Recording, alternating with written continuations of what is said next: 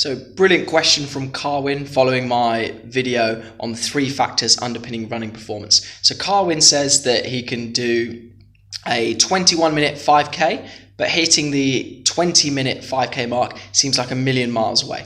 So relating this back to my original video, firstly, I would say, how often do you expose yourself to that 20-minute 5K pace? So this is 15 kilometers an hour.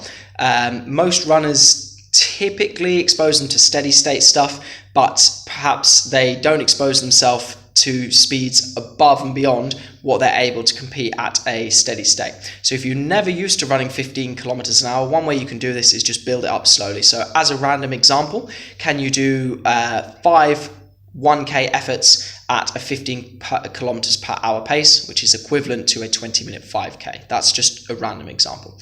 The second thing is quick wins in terms of mobility and stability. Are you able to get into effective running positions? Quick ways we can assess this, besides just looking at your actual running stride, are tests like a deep squat. So for example, can I get my hips below my knees? Have I got that hip flexibility? What that will translate into is hitting an effective running position.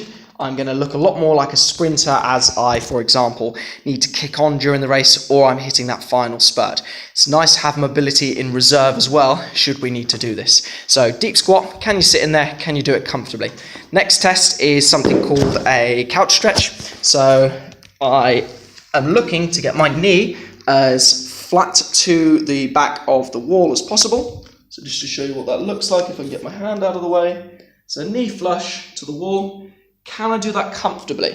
So if I can sit in this position comfortably, then I have reasonably loose hips. Again, it's going to make hitting that running position easier.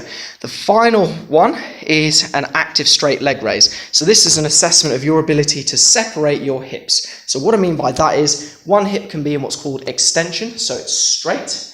The other hip can be bent, so it's in a flex position. So quick example of what that looks like. Let's just come back into view.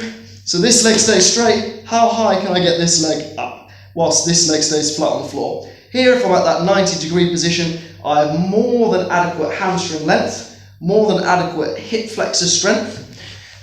Strong hamstrings or mobile hamstrings and strong hip flexors are what you're going to need in order to be able to carry out that effective running stride. So from a mobility perspective, can you deep squat? Is it comfortable? Can you get your knee flush to the wall in a couch stretch? Is it comfortable? Can you get your leg beyond 90 degrees in an active straight leg raise? Is it comfortable? If any of these areas feel like they're an issue, then they're going to be limiting your running stride, and it's going to make it a lot more costly when you're running. So that's the mobility side of things.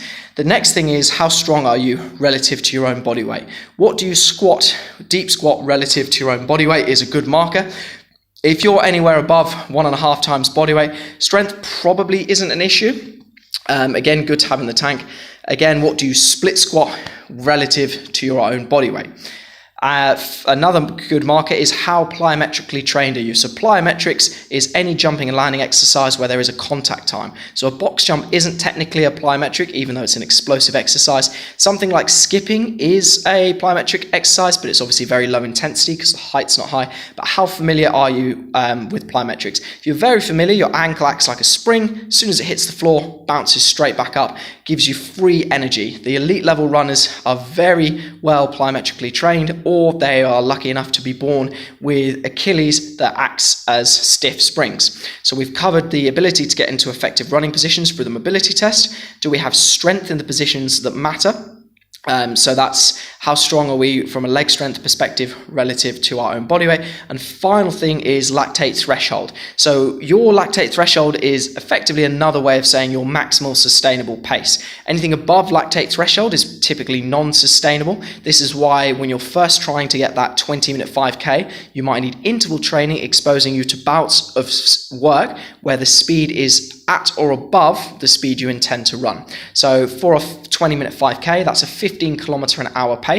So you're going to gradually build the ability to actually run at that pace and then learn to endure it. So as I said, as the program gets further and further, you might start with something like the 5 1K example I said. Then you might do 3 1.5K, something like that. So key things, Are you exposing yourself to the intensity you need to run at? Do you have the mobility and stability in the necessary muscle groups in order to carry out an efficient running stride? How familiar are you with strength training and plyometric training? Hope you found that useful, Carwin. Catch you in the next video.